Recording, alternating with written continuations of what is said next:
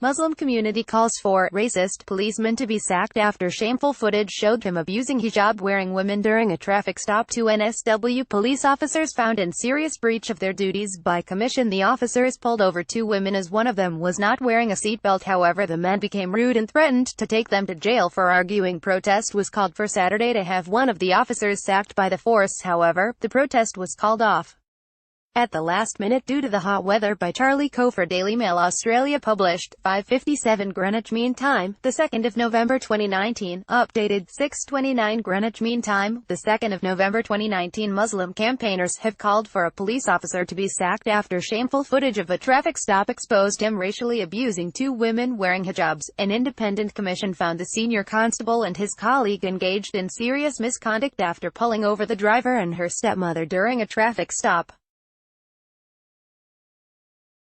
The constable could also be heard in body camera footage during the incident in Parramatta on April 20, threatening to arrest the driver as an accessory to murder. The Australian Federation of Islamic Councils has already spoken out against the appalling conduct revealed by the Law Enforcement Conduct Commission, LECC. A campaign has now called for the constable to be removed from his position, with the community organising a peaceful protest at Parramatta Park at 2 p.m. on Saturday. The event was publicized on the popular Labo Memes Facebook page, having a large following. The people asked me to use my platform to organize it, the page's administrator told the Sunday Telegraph. Muslim campaigners have slammed the behavior of a police officer who humiliated two women wearing hijabs and are campaigning on Saturday for him to be sacked. NSW police said they were aware of the event and would be monitoring it throughout the day. The protest was, however, called off at the last minute due to the hot weather. We decided to send the message out to the boys and the community and tell them not to come. Community leader Steve Dablis told the Sunday Telegraph. Protest organizers feared there might be trouble, saying hot weather and hot tempers do not mix. The Australian Federation of Islamic Federation President Radib Jainaid said on Friday Muslim women already face significant intimidation and harassment in the community. For them to face the same actions from police officers is extremely disappointing.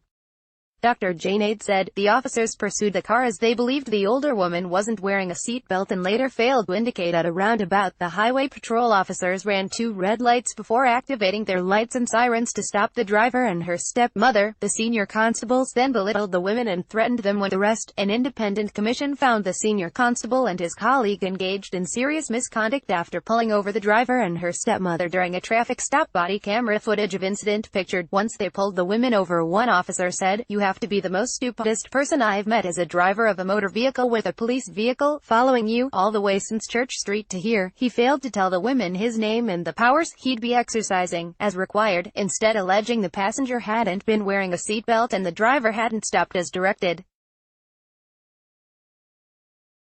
The woman explained she wasn't sure if police were pursuing her. However, the officer spoke over her and continued his verbal attack. He then began to demand identification from the women, with the young driver explaining her passenger didn't have any with her. When the woman failed to produce her ID, the officer said they were going to take her back to jail anyway, before he demanded the passenger get out of the car. The policeman told his fellow officer to w the cuffs on the driver while he retrieved something from the car. Officers were slammed as appalling for humiliating the women during the arrest. When the women tried to ask questions and explain their situation, he told them he would charge her as an accessory to murder. "Don't argue with me, lover, you'll be going back in the paddy wagon as accessory to bloody murder," he said. While he rummaged through the car, his fellow officer could be heard telling the 24-year-old to hand in her license if she didn't know how to drive on Australian roads. He then asked her to swear to God and swear to Allah. The police charged the young driver with driving with an unrestrained passenger, negligent driving, disobeying police, not complying with license conditions and failing to indicate at a roundabout.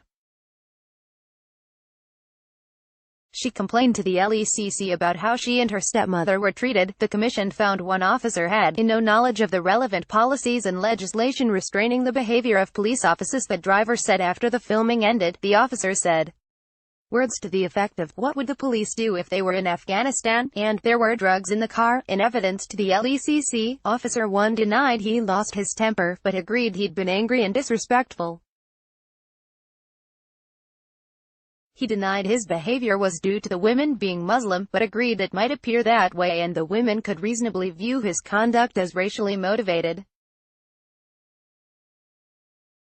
Officer 2 acknowledged he was rude and arrogant, but insisted he acted that way whenever he thought people were being untruthful.